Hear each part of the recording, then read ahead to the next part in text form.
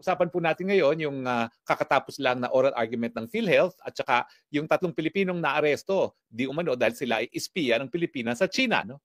Well, alam niyo po, malapit talaga sa puso ko yung PhilHealth na yan dahil tayo nga nagsulong sa universal healthcare. No?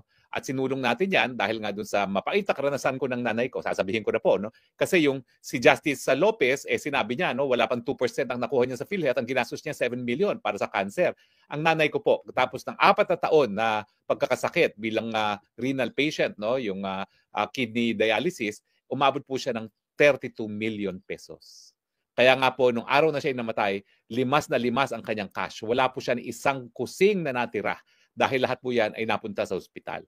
Kaya nga po, inalay ko ang universal healthcare na yan, nung ako'y sinulong ko yan sa 17th Congress para sa aking nanay, dahil alam ko na yung nanay ko na meron ng kaya, may ganong kalaking halaga na naubos sa kanyang pa-hospital, ay hindi ordinaryo sa Pilipino. Dahil ordinaryong Pilipino, kapag wala kang pera, mamamatay ka na lamang. At ngayon nga po, isa sa benepisyo ng universal healthcare ay 4 na beses, isang linggo, libreng dialysis. Kasi yan po talagang dahilan kung ba't nalimos ang nanay ko. No? Kaya talaga namang inuna ko po talaga sa mga benefits ay ang dialysis na yan. Ano nangyari dito sa latest hearing? Natapos na po ang oral arguments. Nagkaroon po ng 3, 4 na oral arguments na yan. No? At pinapasumite na po sila ng memorandum. Isa sa mga nangyari dyan ay sinabi nga ni Justice Lopez na 2% lang ang nakuha niya sa PhilHealth, samantalang ang kanyang total bill ay 7 million. No? Ang nakapagtataka, bakit nga ginagamit ang pera ng PhilHealth para sa mga infrastruktura, gayong napakaliit ng coverage na nakukuha natin para sa pa-ospital? Yun nga ang experience ni Justice Lopez, 2% lamang.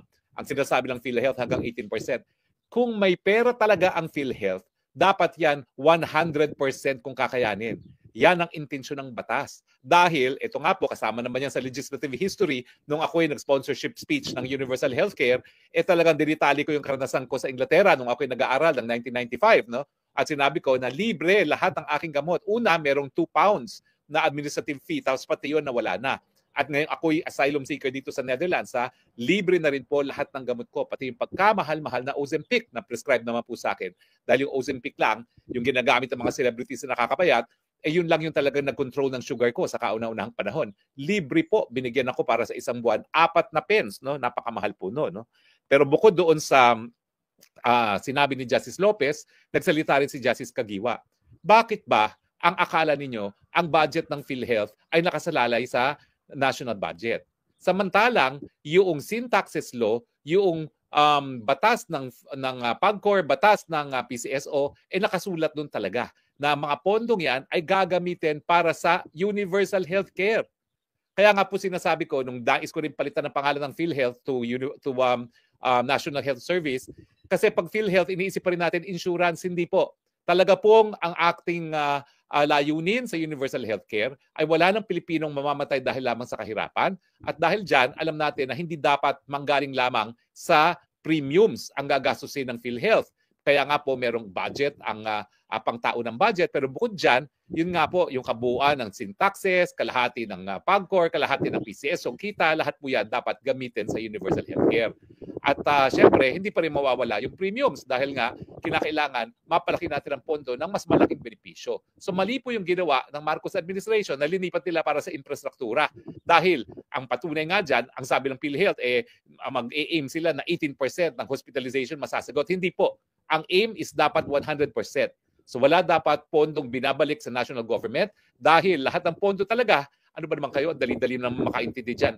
Lahat ng pondo para sa ilalim ng batas ng universal healthcare, yan ay dapat gamitin para sa pagbababa ng premiums ng PhilHealth o di naman kaya pag-i-increase ng mga benepisyo. So yun ang sabi ni Justice Kagiwa, no?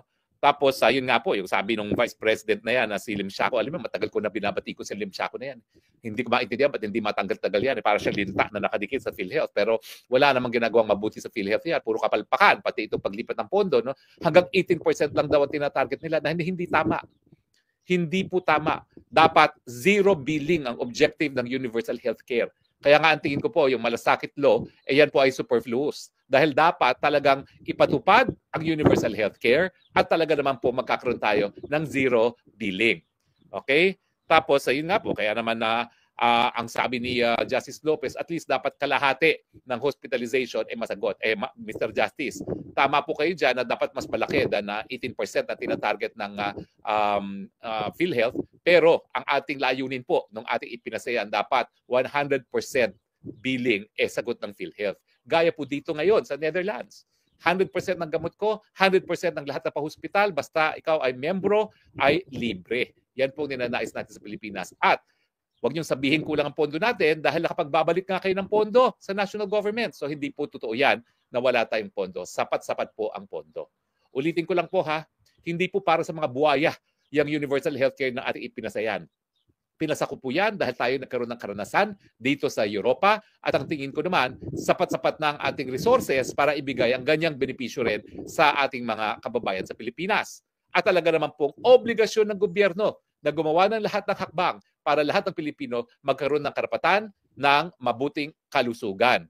Kaya itigil na po ang pangungurakot ng pondo, itigil na po ang pagdadivert ng pondo, lalong-lalo na sa infrastructure projects na alam natin, pagkakakitaan na naman ng tongpats ng mga congressman at mga senatong.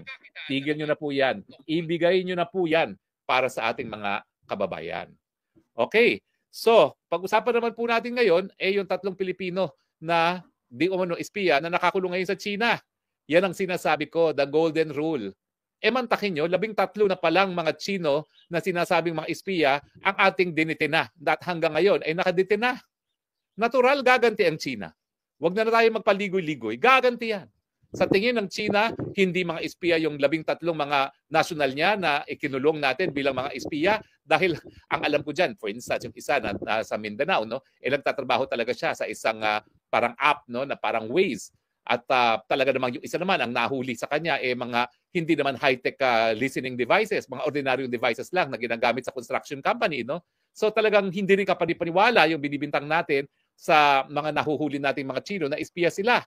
Ang problema, no less than yung ating Secretary of National Defense, si Gibo Teodoro, nagsasabi na may batas daw sa China na lahat ng Chino ay espiya. Sus Mariosep, kung lahat ng Chino ay espiya, saan naman tayo kukuha ng sapat na kulungan para ikulong ang 1.4 billion ng mga Chino na sang-ayon kay Secretary Gibo Teodoro ay mga espiya ng China? Kalokohan po yan. Ayan, ginantihan tayo ng China. Anong masasabi natin? Paano natin mapapalabas ngayon yung mga kababayan natin?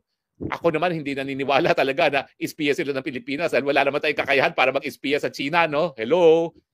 Anong ispihan natin? Kain lang tayo ng dimsum, kain lang tayo ng siomay, no? Hello? At saka minsan, Peking duck, yun na yun. Siguro ispihahin natin anong secret recipe nila, bakit mas malutong yung Peking duck. Hanggang dun lang tayo. Ginantihan po talaga tayo dyan. At ang mensahe, huwag kayong gagawa ng kahit ano laban sa aming mga nationals na ayaw nyong gawin namin sa inyong mga nationals. Paano yan? Habang nakakulong indefinitely yung mga Chino na inaakusa natin na mga espiya, ganun din ang gagawin nila sa Pilipino. At mas marami pa silang huhulihin kung hindi natin ititigil itong xenophobia na ito na binabansagan natin na lahat ng Chino ay mga espiya. The golden rule, mga kaibigan. It's as simple as that. Do unto others what you want others to do unto you. Do not do unto others what you don't want others to do unto you. Ayaw nating ikulong ang mga Pilipino sa mga walang saysay na kaso, lalong-lalo na kung espionage, huwag din natin gawin sa mga Chino na nasa ating bansa. Well, yun naman po aking mga punto de vista lamang at syempre kanya-kanya tayong punto de vista. Hindi naman tayo lahat required na sumang-ayon sa ating mga pinagsasabi. Pero importante rin po na lahat ng punto de vista pakinggan. Dahil lahat naman tayo naghahanap ng katotohanan, lahat tayo naghahanap ng solusyon sa ating pang-araw-araw na problema. Kaya po, let a million flowers bloom, huwag supilin ang malayang pananalita. Maraming salamat po sa inyong patuloy na pagtangkilik at okay lang po ako. Sa mga nagwo-worry dyan na hindi ako nakasama as legal counsel, okay lang po ako. Dahil sa totoo lang, talagang mahirap maging asylum seeker. Sa katunayan po ay patuloy ko naman pong inaasikaso pa yung aking asylum application. At anyway, hindi naman po yan permanente. Siguro pag yan ay natapos na at nagkaroon ng linaw, pwede pa rin tayong sumapi dyan. So wag po kayo mag-alala. Wala po tayong problema.